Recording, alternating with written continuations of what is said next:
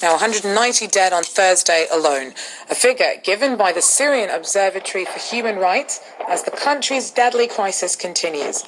Now, in the Damascus suburb of Douma, rebels say that they've come under intense shelling at the end of the week, and verified amateur footage for PERTS to show more victims of that offensive. Meanwhile, an international plan to bring in political transition in Syria has hit a hurdle. Russia is still against imposing regime change. US Secretary of State Hillary Clinton's been meeting with the Russian foreign minister in the hopes of finding common ground ahead of ministerial crisis talks in Geneva on Saturday. Well, Majid Rafizadeh is a policy analyst joining us from Washington.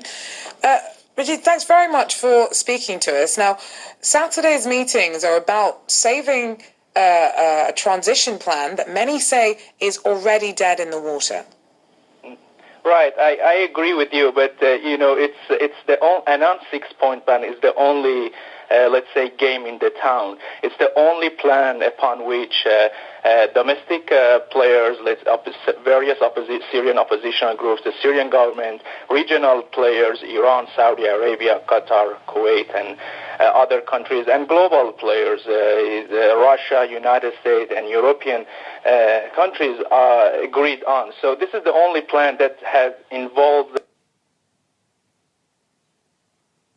all these three different groups, and I think that's why they're trying to revive this plan.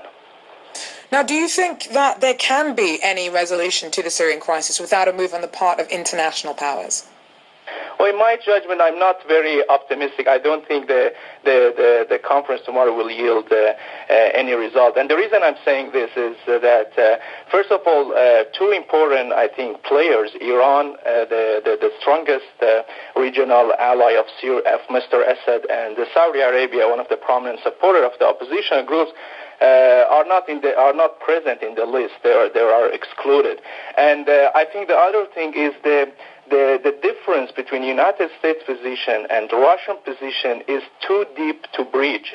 United States is requiring Assad to step aside for any political transition and formation of a national unity government or coalition government.